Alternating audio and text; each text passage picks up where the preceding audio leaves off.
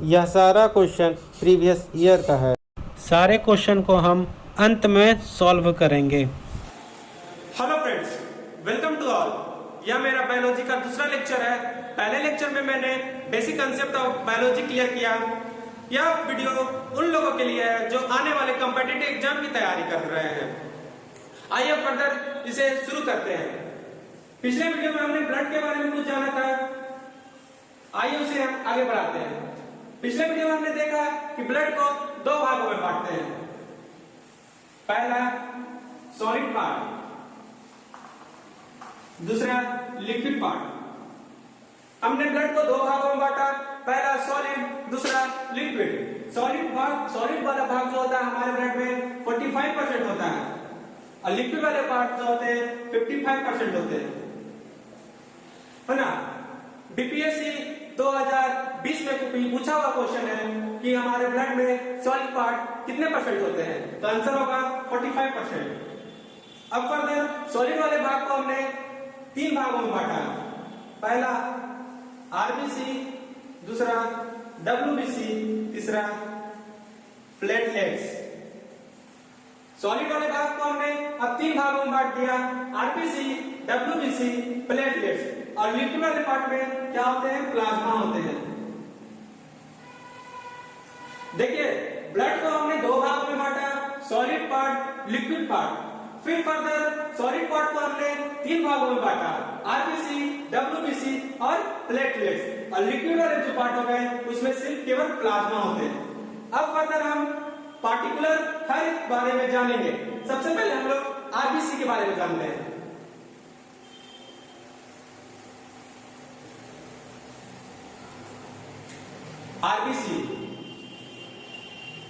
RBC यानी red blood cell. इसके RBC यानी रेड ब्लड सेल, इसे किसने खोजा, इसके किसने डिस्कवर किया? इसने ल्यूमन हॉक वैज्ञानिक है, उन्होंने आरबीसी को खोजा। ल्यूमन हॉक ने किसको खोजा? आरबीसी को खोजा। अब आते हैं आरबीसी का वैज्ञानिक नाम। आरबीसी का वैज्ञानिक नाम अर्थोसाइट होता है। आरबीसी का वैज्ञानिक नाम अर्थोसाइट होता है। यह भी बहुत सारे कॉम्पिटिटिव एग्जाम में पूछे हुए क्वेश्चन है। साइंटिफिक नेम ऑफ आरबीसी, क्या आंसर मारिएगा? अर्थोसाइट। अब देखिए जहां भी साइट आए ना, साइट का मतलब होता है सेल, ये प्रीफिक्स है ना, जिसका मतलब होता है सेल। जहां भी साइट है यानी cell. The study of cyte क्या हो गया? Cytology. Study of cell, cytology. Cyto यानी सेल, लॉजी यानी अध्ययन, है ना। यानी मीन्स जहां भी आपको साइट दिखे उसका मतलब सेल हो जाएगा। अब देखिए आरबीसी का क्या काम होता है? आरबीसी का काम होता है कि हमारे जो जितने भी बॉडी में सेल है ना, उस वहां तक क्या करना, ऑक्सीजन को पहुंचाना और CO2 को वापस लाना। सेम काम ब्लड का भी होता है ना। आरबीसी का क्या काम होता है? ऑक्सीजन को पहुंचाना, ऑक्सीजन को पहुंचाना और CO2 को वापस लाना, है ना। मीन्स ट्रांसपोर्ट का काम करता है ना, ऑक्सीजन को पहुंचाना और CO2 को वापस लाना। आरबीसी को हम लोग मेन सेल भी कहते हैं, है ना।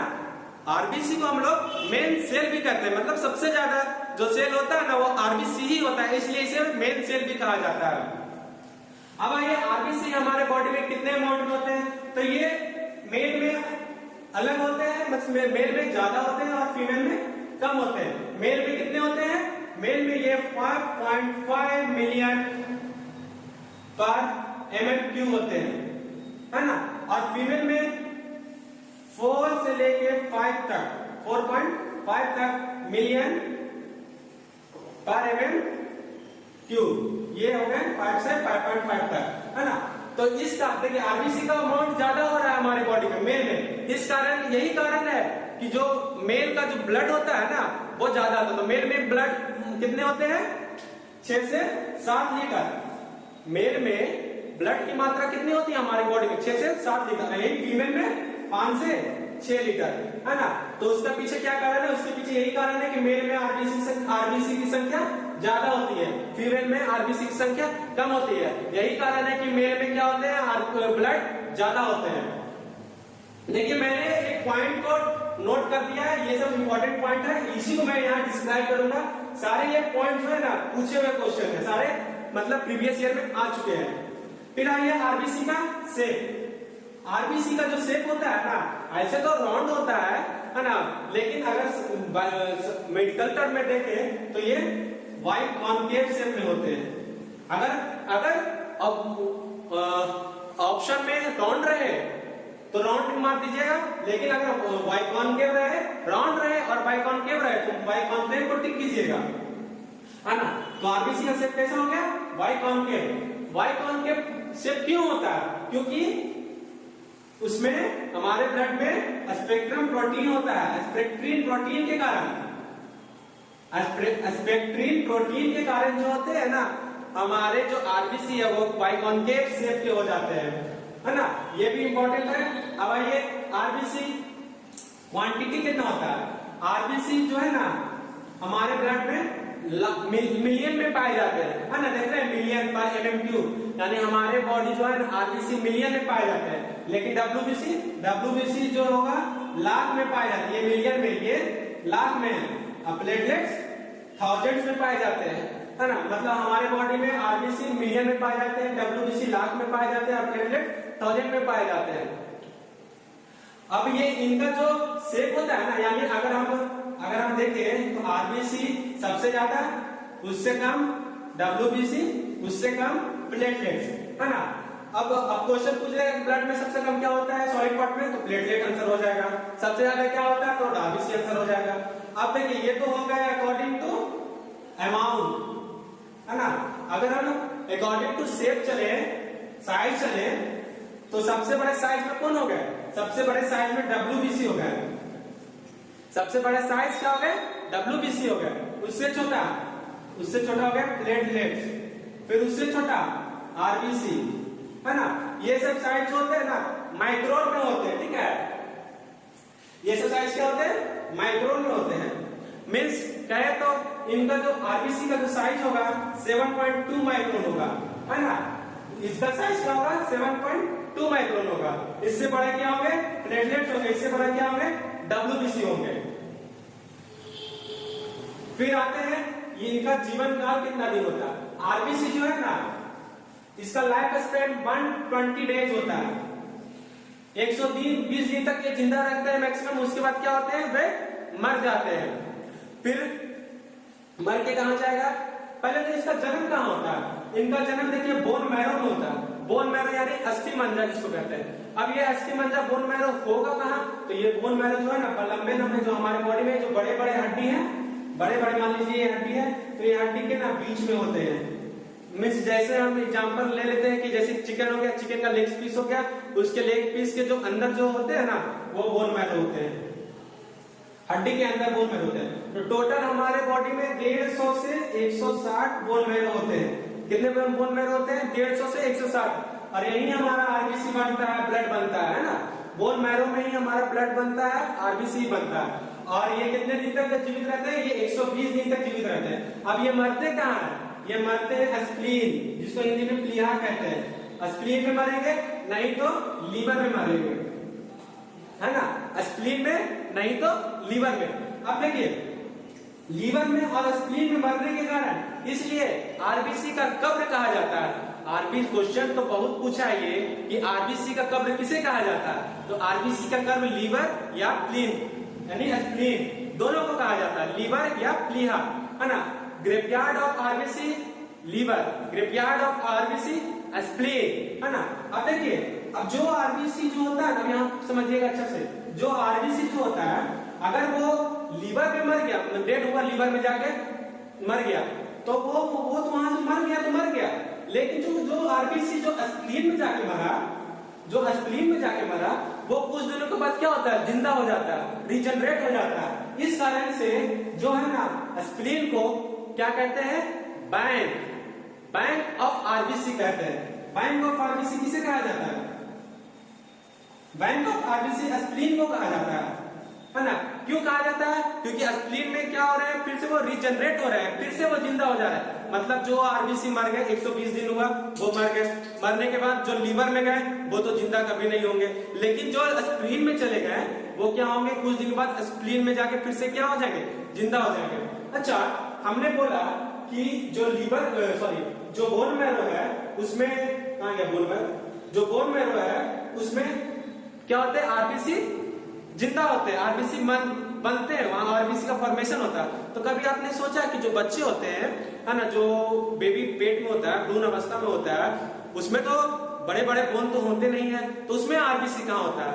तो उसमें आरबीसी जो होते हैं ना, लीवर और स्प्लीन में बनते हैं। ये क्वेश्चन पूछा हुआ है कि बच्चों में आरबीसी मतलब जो भ्रूण अवस्था है उसमें आरबीसी कहाँ बनते हैं। तो हमने जाना कि blood bank of RBC spleen को कहा जाता है और ग्रेवयार्ड ऑफ आरबीसी लीवर को कहा जाता है। कब्र का यानी कब्रिस्तान ऑफ आरबीसी लीवर हो गया, blood bank of RBC spleen हो गया। अब फर्दर हम आगे जाते हैं तो आते हैं न्यूक्लियस, यानी न्यूक्लियस यानी केंद्रक। आरबीसी जो होते हैं उसमें न्यूक्लियस नहीं पाए जाते हैं, इसलिए जब हमारा डीएनए टेस्ट होता है तो डॉक्टर कभी भी आरबीसी को नहीं लेता, क्योंकि उसमें न्यूक्लियस होगा ही नहीं, तो कैसे डीएनए टेस्ट निकलेगा, है ना। तो न्यूक्लियस आरबीसी के सेल में, मतलब जितने भी स्तनधारी हैं इस दुनिया में, उसके आरबीसी में सेल नहीं, न्यूक्लियस नहीं पाया जाता। तो आरबीसी में के आरबीसी जो सेल है उसमें न्यूक्लियस नॉट प्रेजेंट, है ना, न्यूक्लियस नॉट परसेंट। लेकिन फिर न्यूक्लियस होता किसमें है, तो ऊंट और लांबा, ये दो ऐसे स्तनधारी हैं जिसमें न्यूक्लियस पाया जाता है आरबीसी के सेल में। तो याद रख लीजिएगा, एक्सेप्शन में कौन हो गए, एक्सेप्शन में हो गए ऊंट और लांबा, ऊंट और लांबा, ये दो ऐसे स्तनधारी हैं जिनके आरबीसी में न्यूक्लियस पाया जाता है। वैसे आरबीसी के जो साधारण जो स्तनधारी हुए उनके आरबीसी में न्यूक्लियस नहीं पाया जाता। ये दो क्वेश्चन जो है ना बहुत पूछा जाता है, ऊंट और लांबा के आरबीसी में न्यूक्लियस पाया जाता है। फिर उसके बाद आइए, ना ही आरबीसी के सेल में ना ही लाइसोसोम पाया जाता है, ना ही राइबोसोम पाया जाता है, और ना ही प्रोटीन संश्लेषण होता है। मीन्स ये जो चारों है ये सब कुछ नहीं होता है आरबीसी के सेल में, नॉट प्रेजेंट। ना ही न्यूक्लियस प्रेजेंट होता है, ना ही लाइसोसोम प्रेजेंट होता है, ना ही राइबोसोम प्रेजेंट होता है, और ना ही प्रोटीन संश्लेषण प्रेजेंट होता है। ये सब कुछ नहीं होता है।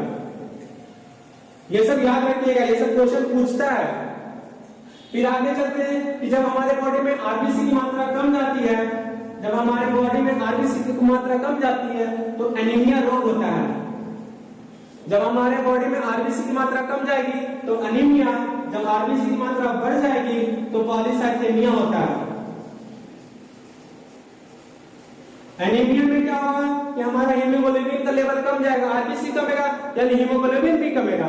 मीन्स कह सकते हैं ब्लड के अंदर आरबीसी, आरबीसी के अंदर हीमोग्लोबिन, है ना। इस तरह से हम सोच सकते हैं ब्लड के अंदर आरबीसी, आरबीसी के अंदर हीमोग्लोबिन। जब हीमोग्लोबिन का मात्रा कम जाएगा तो एनीमिया हो जाएगा, जब हीमोग्लोबिन का मात्रा बढ़ जाएगा तो पॉलीसाइथेमिया। पॉलीसाइथेमिया में क्या होता है ना कि जब हमारे ब्लड में आरबीसी की मात्रा बढ़ जाता है, आरबीसी यानी हीमोग्लोबिन, क्योंकि आरबीसी के अंदर हीमोग्लोबिन है, जब हीमोग्लोबिन की मात्रा बढ़ जाती है तो हमारे जो चेहरे हैं ना उसमें ब्लैक स्पॉट आ जाते हैं, मतलब हमारे बॉडी में काले काले चत्ते आ जाएंगे सारे जगह, स्पेशली ज्यादा फेस में ही आते हैं। तो पॉलीसाइथेमिया हो गया।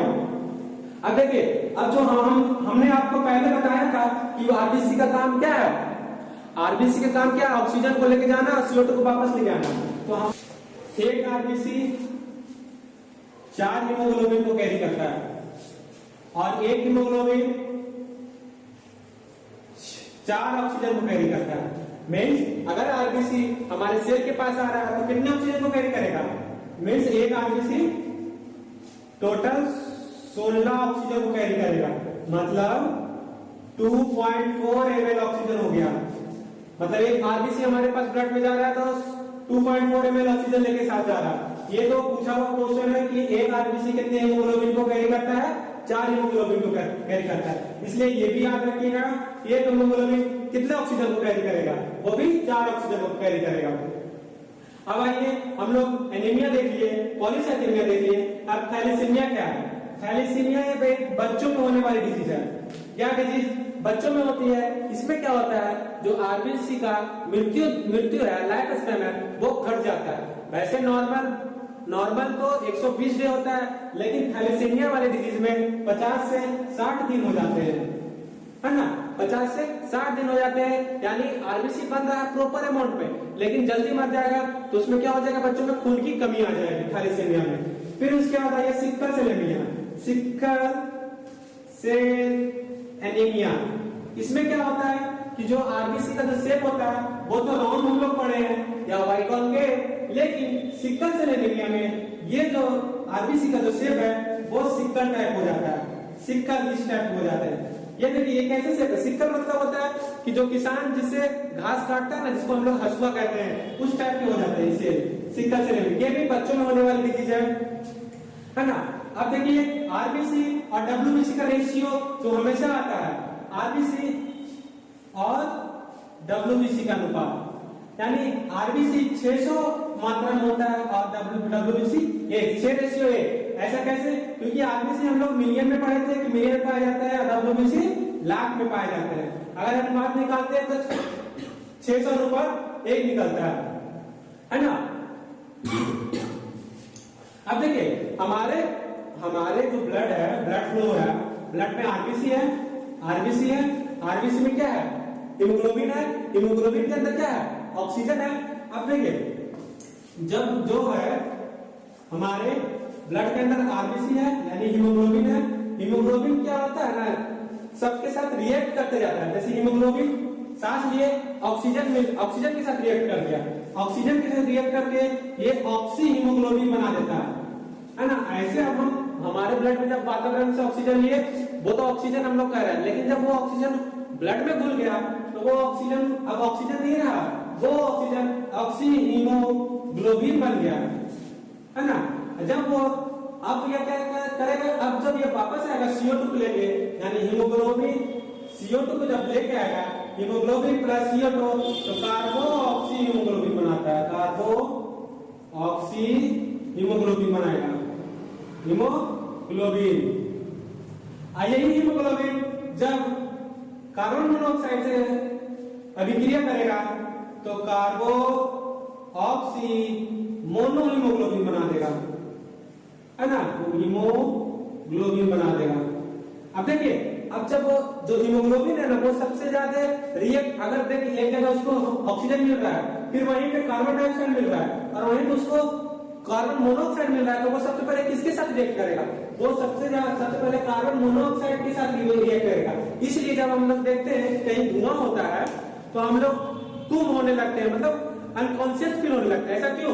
क्योंकि वहां पर तो ऑक्सीजन भी है, कार्बन डाइऑक्साइड भी है और धुआं के कारण कार्बन मोनोऑक्साइड भी है। इसलिए जो है ना हीमोग्लोबिन क्या करेगा, तुरंत कार्बन मोनोऑक्साइड से ना अभिक्रिया करके कार्बो ऑक्सी हीमोग्लोबिन बना लेगा और हमको वहां पे कुम अनकॉन्शियस फील होने के कारण हम वहां पे बेहोश हो जाते हैं, मर भी सकते हैं, है ना। एक तरह पॉइजनस गैस बना लेता है कार्बन मोनोऑक्साइड मिलकर। अब बस आरबीसी में नहीं है, अब आगे आप लोग प्रैक्टिस कीजिए, हम क्वेश्चन बता देंगे।